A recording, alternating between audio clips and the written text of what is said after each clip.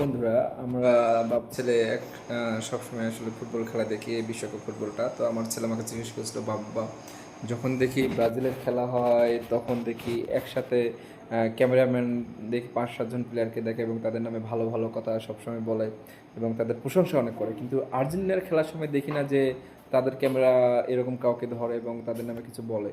এটার আসলে কারণ কি? তো তখন বললাম, বাবা ব্রাজিল হলো সবসময় ভালো ভালো প্লেয়ার ইন্ট্রোডিউস করে তাদের টিমে। সেই পেলে থেকে শুরু করে পেলে, জিকো, সক্রেটিক্স, তারপর রোনালদো, কার্লোস, রোনালদিনহো, রিভালদো, এইদিকে কাকা, এই এখন হয়তো নেইমার একসময় লিজেন্ডারি লিস্টে চলে যাবে। তারপর ভিনি, এরকম আরও প্লেয়ার আছে যাদের নাম আসলে আমি এখানে উল্লেখ করলাম না।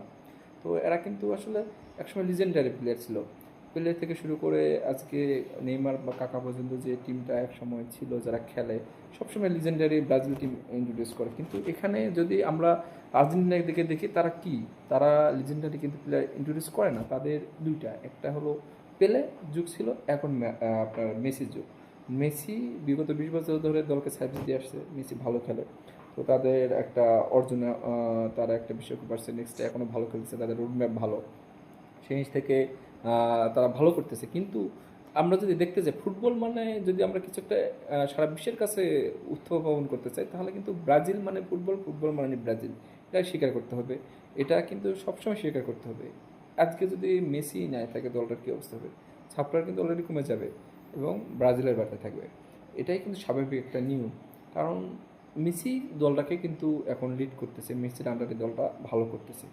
দেন এখানে ব্রাজিলের, আমরা এমন সাপোর্টার যে আমরা কাপ পাইলেও কিন্তু ব্রাজিল করবো, না পেলে করবো। আমাদের অলরেডি যেটা অর্জন আছে, 2002 সালে আমি যে খেলাটা দেখছি, আমার ছেলেকে বললাম এরকম দল পৃথিবীর ইতিহাসে কখনো জন্ম নেয়নি, আর নেক্সটে নিবেও না।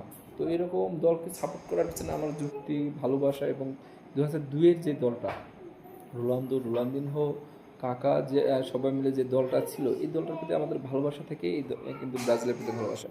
নেক্সটে নেইমার তার স্কিটিস দিয়ে যে ভালোবাসাটা তৈরি করছে অনেক সময়, এটা একটা কারণ। কিন্তু ব্রাজিলের প্রতি ভালোবাসা কখনো করবে না। আমি, আমার ছেলে, আমরা সবাই ব্রাজিলের সাপোর্টার।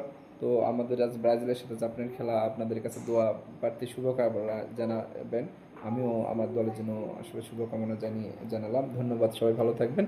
আর একটা কথা বলি, ব্রাজিলকে নিয়ে কখনো তুলনা করা হবে না। ব্রাজিল ইজ ব্রাজিল, মানে ব্রাজিল মানেই ফুটবল। ওকে, থ্যাংক ইউ, ভালো থাকবেন সবাই। আশা করি ব্রাজিল আজকে জাপানকে একটা ভালো একে হারে তাদের আসলে একটা নিশ্চিত করবে।